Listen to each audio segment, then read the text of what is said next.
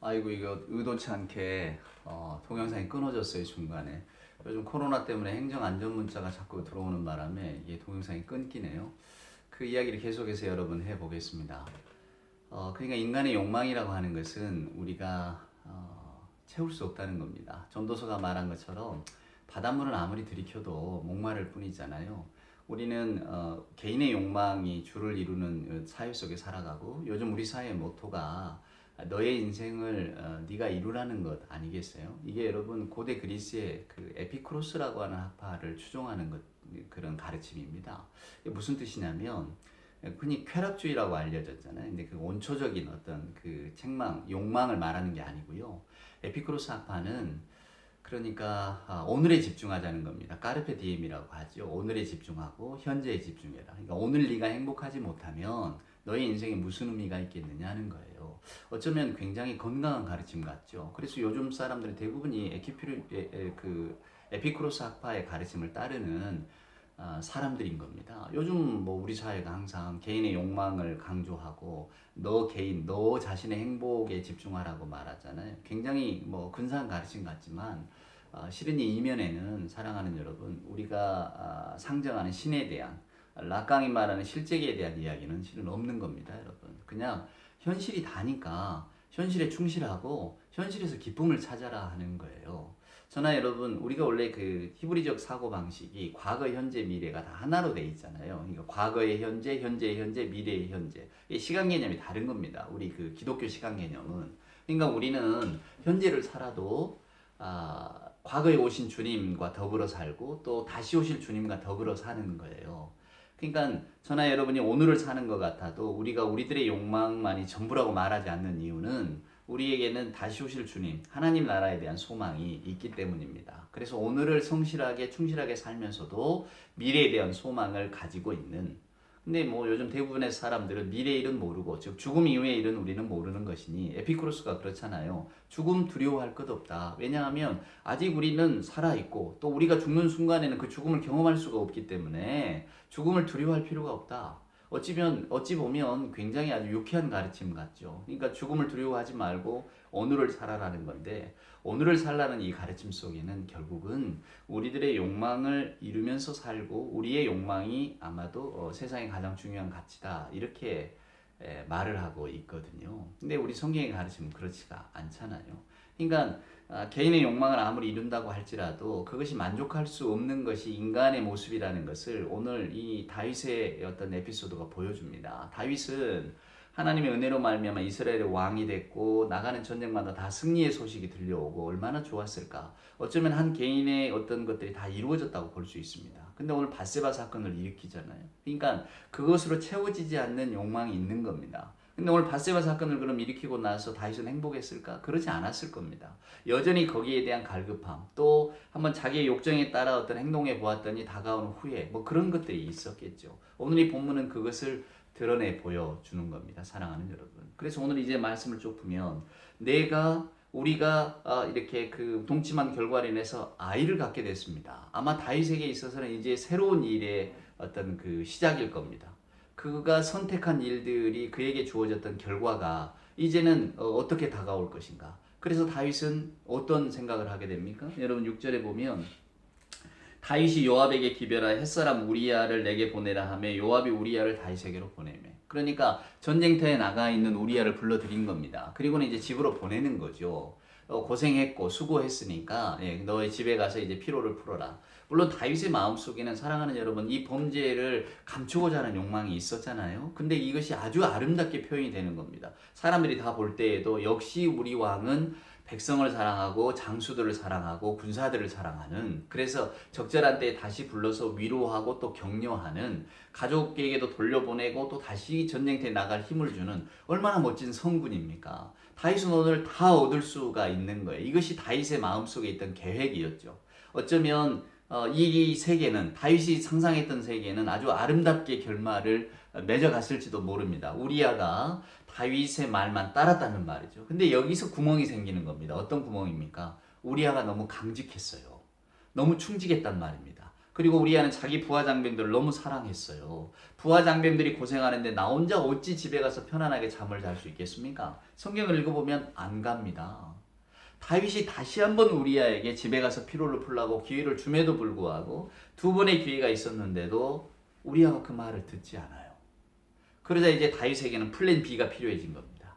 플랜 A는 우리아가 바세바에게 가서 자연스럽게 동침하게 되고 이제 그 안에 자녀가 생겼다고 하면 이게 뭐 완전 범죄 아니겠어요. 근데 오늘 다윗의 어떤 그 계획 속에 구멍이 생기는 겁니다. 우리아가 다윗의 말들을 듣지 않은 거예요. 그래서 이제 그 다음에 플랜 B가 어떻게 되느냐. 이제는 점점 더 간악스러워지는 거죠. 사랑하는 여러분. 플랜 A가 어긋났으니까 더 센 계획이 나오지 않겠습니까? 그래서 플랜 B는 뭐냐. 우리아가 돌아가고 다윗이 요압에게 편지를 보내는 겁니다. 사랑하는 여러분. 한번 보셔요. 몇 절을 보시냐면 14절을 한번 보세요. 아침이 되매 다윗이 편지를 써서 우리아의 손에 들려 요압에게 보내니 간악한 게 우리아의 손에 들려서 편지를 보냈습니다. 어떤 편지겠습니까? 그 편지에 써서 이르기를 너희가 우리아를 맹렬한 싸움에 앞세워두고 너희는 뒤로 물러가서 그로 맞아 죽게 하라 하였더라. 그러니까 이제 우리아가 다윗의 말에 듣지 않고 그저 백성들과 더불어서 성전 그 이제 뭐죠 예루살렘 성 한 기퉁이에서 그저 풍찬 노숙하듯 네 그냥 야영하듯 그렇게 밤을 보내고 나니까 이제 다윗이 할 수 없이 전쟁터에 돌아가는 우리아의 손에 편지를 써 보내는 겁니다. 근데 이 편지가 무슨 편지입니까? 오늘 15절이 말하는 것처럼 우리아를 맹렬한 싸움에 앞세워두고 너희는 뒤로 물러가서 그로 맞아 죽게 하라. 무슨 말입니까? 얘를 죽이라는 편지예요. 여러분 이렇게 간악한 게 어디 있습니까? 아니 세상에 자기 손에 들려서 자기를 죽이라고 하는 편지를 보내다니요. 아마 우리아가 이 편지를 읽어보았다면 정말로 기가 막힐 일 아니겠어요? 근데 오늘 다윗은 태연하게 이 일을 하는 겁니다. 우리아에게 편지를 써 보내줘요. 뭐라고 말했겠습니까? 말은 아니지만 요압에게 네가 친히 내가 주는 친서를 전달하라 그러지 않겠습니까? 아마 우리아는 그 편지를 친서를 품고 그랬겠죠. 이 왕의 친서를 내가 가졌으니 이게 얼마나 귀한가. 내가 이걸 뺏겨서도 안 되고 중간에 무슨 사고가 있어서도 안 되니 한 달이면 달려가지 않았겠어요? 그는 아마 우리아는 생각했을 겁니다. 요압을 격려하고 더 잘 싸우라 뭐 이런 동료 편지인 줄 알았겠지. 설마 자기를 죽이라고 하는 편지인 줄 상상이나 했겠습니까? 근데 그런 일을 오늘 지금 다윗이 하고 있는 겁니다, 여러분. 이게 어디 인간적으로 용납이 되는 행위입니까? 근데 오늘 우리가 알고 있는 다윗, 저나 여러분이 기억하는 다윗이 태연히 이런 일을 하고 있다는 거예요. 얼마나 놀라운 사건입니까? 그래서 인간은 알 수 없는 겁니다. 심층적인 거예요. 누가 어찌 그 인간이 죽기 전에 그가 누구였다고 말할 수 있겠습니까? 마치 오이디푸스의 그 희곡 대사처럼 말입니다. 죽기 전에는 아무도 그가 누구였다고 말할 수가 없는 거예요. 그만큼 인간은 복잡한 존재입니다. 오늘 다윗이 그 모습을 드러냈잖아요, 여러분. 편지를 써보냅니다. 아주 극악스럽게도 사랑하는 여러분, 자기를 죽이라고 하는 편지를 우리아의 손에 들려 보낸 겁니다. 여러분 그 이 다음 구절을 보시면 요압이 이 편지를 받고 아주 그 편지대로 충실하게 명령대로 행합니다. 우리아를 싸움이 가장 맹렬한 곳에 보냅니다. 자 한번 보셔요. 17절에 보면 그 성 사람들이 나와서 요압과 더불어 싸울 때에 다윗의 부하 중 몇 사람이 엎드려지고 햇사람 우리아도 죽으니라. 다윗 왕의 계획에 따라서 요압은 충실하게 이제 실행을 하는 겁니다. 그래서 그 결과로 우리아가 죽었어요. 전쟁터에 목숨을 아끼지 않고 싸웠던 그 장군 우리아, 충성스러운 우리아가 적의 손에 죽은 게 아니라 물론 겉모양으로는 적의 손에 전쟁 중에 죽은 거지만 실은 이 계략에 빠져서 죽은 것 아니겠어요? 아마도 우리아가 이것을 안다면 어찌 눈을 감을 수가 있겠습니까? 근데 어찌됐건 그 계획에 따라서 이제 우리아가 죽었어요. 그리고는 이제 요압이 왕에게 편지를 써 보내는 겁니다. 자 한번 보셔요. 18절입니다. 요압이 사람을 보내 그 전쟁의 모든 일을 다윗에게 보고할세 그 전령에게 명령하여 이르되 전쟁의 모든 일을 내가 왕께 보고하여 마친 후에 혹시 왕이 노하여 내게 말씀하기를 너희가 어찌하여 성에 그처럼 가까이 가서 싸웠느냐 그들이 성 위에서 쏠 줄을 알지 못하였느냐. 그러니까 만약에 이제 요압이 편지를 써서 보내면서 왕이 혹시 책망하거든 이렇게 답하라는 거예요, 여러분.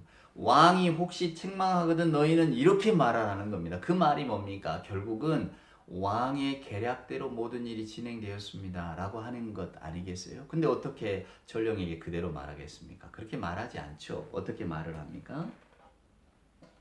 21절에 보면 여룻베셋의 아들 아비멜렉을 쳐 죽인 자가 누구냐? 여인 하나가 성에서 맷돌이 짝을 그 위에 던짐에 그가 데베스에서 죽지 아니하였느냐? 어찌하여 성에 가까이 갔더니 하시거든 내가 말하기를 왕의 종 햇사람 우리야도 죽었나이다 하라. 자, 왜 하필 전략의 어떤 전자도 모르게 ABC도 모르게 성 밑에 가서 싸우냐? 그러다 죽지. 왜 옛일을 가지고 교훈을 삼지 못하느냐? 혹시 이렇게 책망하거든.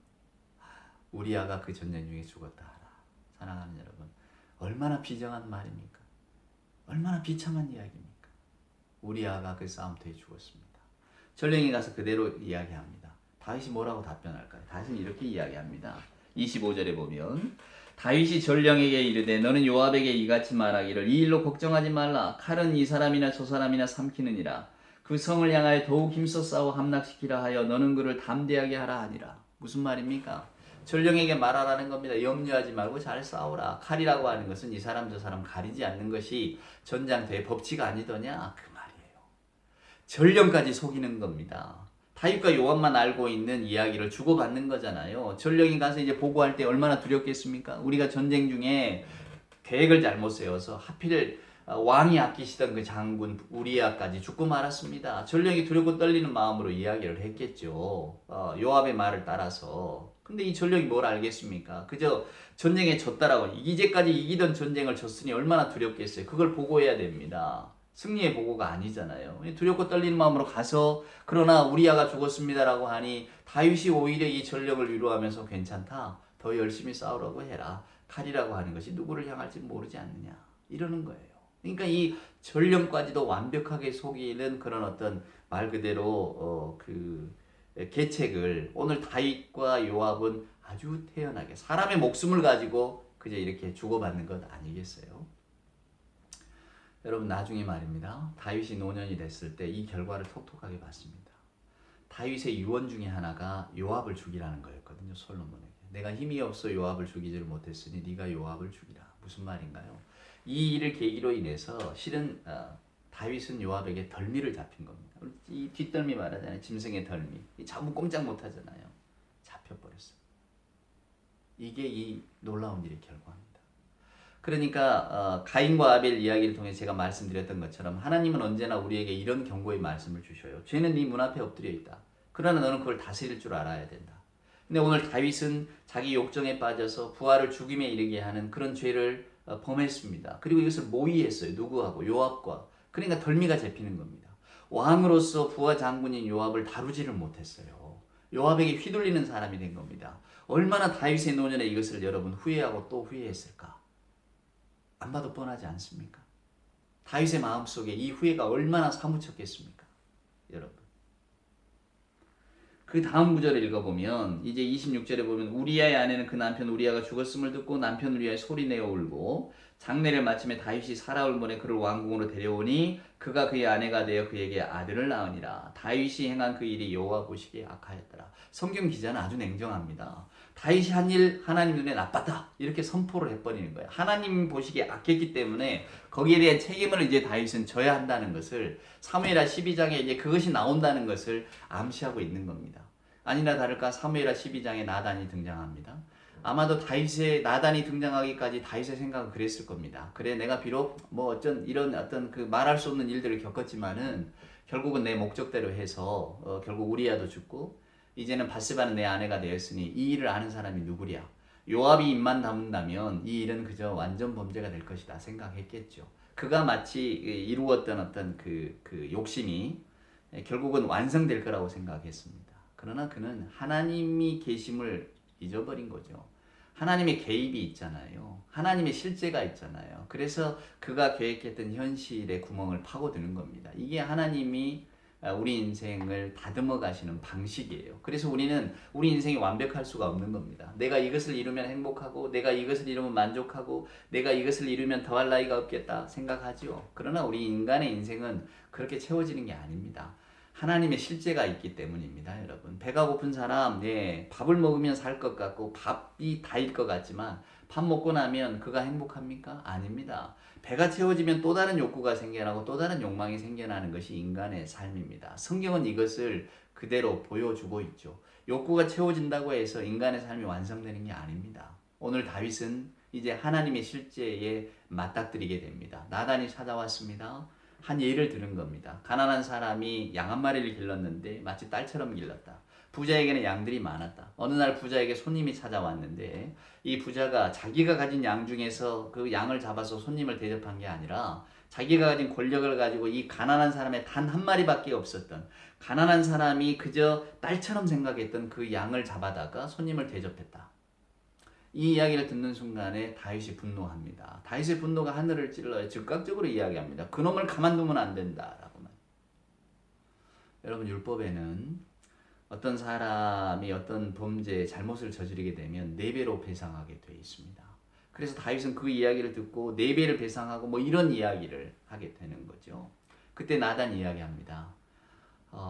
그 부자가 바로 당신이고 당신이 한 말처럼 당신은 하나님의 벌을 받게 될 거라고, 그러면서 아주 무시무시한 예언을 쏟아놓게 되죠. 당신은 은밀한 중에 행했지만은 이제 당신은 온 이스라엘 백성이 보는 앞에서 망신을 당하게 될 것이다. 그게 뭡니까? 그의 아들 압살롬이 왕을 능멸하고 왕의 소유를 다 취하고 오히려 왕에게 모욕을 주는 행위를 온 이스라엘 백성이 보는 앞에서 행하는 것 아니겠어요? 차마 너무 무시무시한 이야기가 제가 입에도 올리기가 어렵습니다. 그런 일들을 자행을 합니다. 그리고 또 한 가지, 오늘 이 사건 중에 누가 잃게 됩니까? 우리아의 목숨이 사라지죠. 그래서 하나님께서는 나단을 통해서 그 목숨 값을 치르게 하십니다. 그게 뭐냐면 하나가 즉 네 사람의 죽음이에요. 그 네 사람이 누굽니까? 자, 다윗과 밧세바 사이에 생겨난 아이가 맨 처음에 죽습니다. 그리고 다윗의 후손, 다윗의 아들들 가운데 큰 아들 암논, 셋째 압살롬, 그리고 넷째 아도니아 다 죽습니다. 너무나 무서운 하나님의 징계예요. 저는 이 성경 말씀을 읽으면서 굉장한 두려움에 휩싸였습니다. 하나님이 이렇게 무서우신 분이구나. 하나님이 저나 여러분에게 우리가 선택한 결과에 대해서는 반드시 책임을 묻는 분이시구나. 여러분 혹시 이창동 감독의 밀양이라고 하는 영화 생각나십니까? 그게 원래 지금 뭐 돌아갔지만은 그 이청준이라고 하는 유명한 소설가의 벌레 이야기라고 하는 단편 소설에 근거한 영화였습니다. 거기 보면 어린아이를 유괴하고 죽음에 이르게 한 이 범죄자가 감옥 안에서 내가 하나님의 용서를 받았다고 오히려 평안한 모습을 보이니까 참 힘들게 용서하고자 찾아갔던 그 여주인공이 이제 아주 그냥 거의 미쳐버리는 상황에 이르잖아요. 우리는 그것을 보면서 과연 기독교의 용서는 무엇인가를 생각합니다. 사랑하는 여러분, 우리도 흔히들 뭐 극악무도한 범죄자가 내가 하나님의 은혜로 다 뭐 용서함을 받았다, 나는 편안하다, 이런 이야기, 이런 극단적인 예죠. 극단적인 예를 보게 됩니다. 근데 과연 그럴까? 사랑하는 여러분, 그렇습니다. 하나님은 우리를 용서하십니다. 당연히 용서하시죠. 용서의 하나님이니까. 하나님 앞에서 용서받지 못할 죄인은 없습니다. 그러나 여러분, 하나님께서는 우리의 행동에 대한 결과도 반드시 물으십니다. 그것이 어떻게 나타날지는 우리는 알지 못합니다. 무슨 뭐 뜨거운 지옥불에 떨어질 것이다. 저는 그렇게 그런 뭐 유치한 신학적인 용어를 말씀드리고 싶지가 않아요. 그것은 그저 우리의 생각일 뿐입니다. 그러나 하나님의 심판과 하나님의 책임 물으심이 어떻게 우리 앞에 나타나게 될지, 그것은 우리가 하나님을 대면할 때 알겠죠. 하나님 나라에서나 분명히 알게 될 사실일 겁니다. 그래서 여러분, 저나 여러분이 신앙생활하면서 잊지 말아야 될 것은 우리가 하나님의 용서를 경험하잖아요. 그래서 우리는 늘 하나님 앞에 기도합니다. 하나님, 우리를 용서해 주셨습니다. 감사합니다. 하지만은 그 기도의 그 다음 구절은 뭐가 돼야 되느냐면, 하나님은 저를 용서하셨지만 저는 제가 저지른 그 일들의 결과를 기억합니다. 저는 그 일을 잊지 못합니다. 이래야 맞습니다.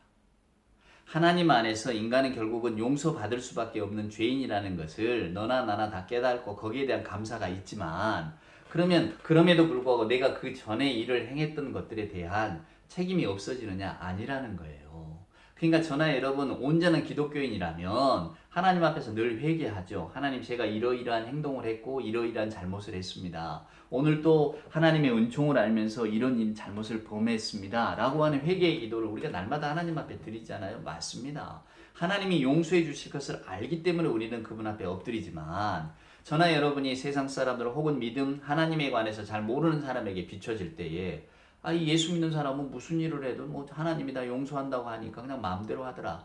이런 말을 들어서는 절대로 안 되지 않겠습니까, 여러분? 그러니까 저나 여러분의 정말로 진정한 성경이나 하나님 신앙에 기초한 삶의 모습은 내가 저지른 범죄가 무수히 많고 우리가 찬송가의 가사처럼 아주 진홍처럼 우리 죄가 붓지만은 주께서는 그걸 다 흰눈같이 하얗게 해주셨습니다. 그것이 하나님의 능력이고 하나님의 사랑입니다. 저는 그것을 압니다. 하지만 제가 그 하나님의 사랑을 알면서도 저질렀던 이런 무수한 잘못들과 사람에게 대했던 이런 어떤 그 못된 행실들과 못된 말들은 저는 제가 잊을 수가 없습니다. 저는 기억해야만 합니다. 왜냐하면 하나님이 저를 용서하셨기 때문입니다. 하나님의 용서하심을 받았기 때문에 저는 그 행동에 대한 잘못된 마음을 저는 기억해야 됩니다. 여러분 이런 마음으로 살아야 합니다. 이것이 반성의 마음이고 기독교인의 마음 아니겠습니까? 우리가 이 모습을 잃어버렸기 때문에 하나님의 은혜가 싸구려 은혜로 전락하는 거예요. 그저 뭐 너희들은 뭐 하나님의 은혜로 다 된다고 하니까. 혹은 저희들 스스로가 구원은 하나님의 일이고 하나님이 다 용서하셨다는데 뭐 사람이 나를 뭐 용서할 일이 뭐가 있겠는가? 내가 사람에게 용서를 구해야 될 일이 뭐가 있겠는가? 여러분 다윗이 이 일을 겪고 나서 시편 51편에 하나님 앞에 이렇게 고백할 때 내가 사람 앞에 범죄하지 않았지만 하나님 앞에 범죄했다. 우리가 이런 구절을 들으면서 다윗은 뭐 사람에게 회개하는 게 아니라 하나님 앞에 엎드리고 있으니 우리도 사람에게 회개할 게 아니라 사람에게 용서를 구할 게 아니라 하나님에게만 용서를 구하면 된다. 이런 엉뚱한 주장을 하는 사람들이 있습니다. 여러분 그게 아니에요. 다윗의 말뜻은 그 뜻이 아닙니다. 사랑하는 여러분. 우리는 누구나 다 하나님 앞에 범죄할 수밖에 없는 존재입니다. 우리는 누가 누구를 용서하고 용서하지 못하고 그럴 존재가 아니에요. 하지만 하나님 앞에는 늘 용서를 구해야 되는 존재일 뿐입니다. 너나 나나 할 것 없이 말입니다. 오해하지 마시길 바랍니다. 다윗은 이 일로 인해서 아주 통절하게 인생의 비극을 경험합니다. 자녀들이 죽어나가고 자녀들이 그 행한 일을 아버지를 모욕을 하고 얼마나 그가 슬펐겠습니까? 그가 행한 행동 때문에 그러했다는 것을 아는 순간에 다윗의 마음이 얼마나 여러분 찢어지는 듯 했겠어요. 암논과 다말 또 암논과 또 압살롬 사이에 일어난 일들에 다윗의 개입이 없어요. 아버지의 역할이 없습니다. 여러분 왜 그랬을까? 오늘 이 밧세바 사건 때문에 다윗은 그가 감히 자녀들에게 너희들 그러면 안 된다라고 하는 말은 자격을 박탈당한 거예요. 이게 얼마나 무서운 죄의 결과인지 모릅니다. 오늘 저나 여러분이 이 사실을 잊어버리면 안 됩니다. 그럼에도 불구하고 놀라운 것은 다윗은 이 일을 통해서 하나님의 은총을 경험하게 됩니다.